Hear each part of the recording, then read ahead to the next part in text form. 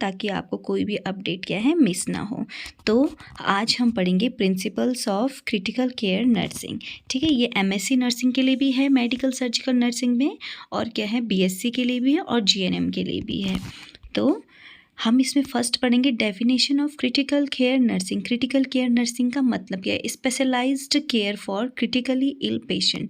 ठीक है, critically ill patient means जो लॉन्ग टाइम से क्या है, पेशेंट क्या है, बीमार हैं, उनके लिए स्पेशलाइज्ड केयर होती है। स्पेशलाइज्ड केयर मतलब जो नॉर्मल केयर नहीं है, specialised head to toe care जो होती है वो हम वहाँ पे आईसीयू में क्या है पेशेंट को देते हैं, क्रिटिकली इल पेशेंट को देते हैं, जो कि सीरियस ही बीमार पेशेंट है, जो बहुत सीरियस है, जो सेल्फ एक्टिविटी नहीं कर सकते, जो अपना काम खुद नहीं कर सकते, उनको हम स्पेशलाइज्ड केयर देते हैं। फॉर एग्जांपल हमें क्या है ओरल केयर भी देनी पड़ेगी, उनको माउथ केयर देनी पड़ेगी, उनका हेयर भी कॉम करना पड़ेगा, यूरिन से रिलेटेड, मोशन से रिलेटेड, मेडिकेशन से रिलेटेड, मॉनिटर, एवरीथिंग हमें क्या करना पड़ेगा, उनको प्रोवाइड करना पड़ेगा। Involves intensive monitoring and advanced intervention. ठीक है, उनको जो भी उनके क्या है, हमें सब चीज़ें उनकी मॉनिटर करनी चाहिए पेशेंट की, और क्या है हर एक चीज़ का हमारे पास क्या है पता होना चाहिए पेशेंट को, और एडवांस में हमें उनकी क्या करनी चाहिए, प्लानिंग करनी चाहिए कि नेक्स्ट हमें उनको क्या ट्रीटमेंट देना है।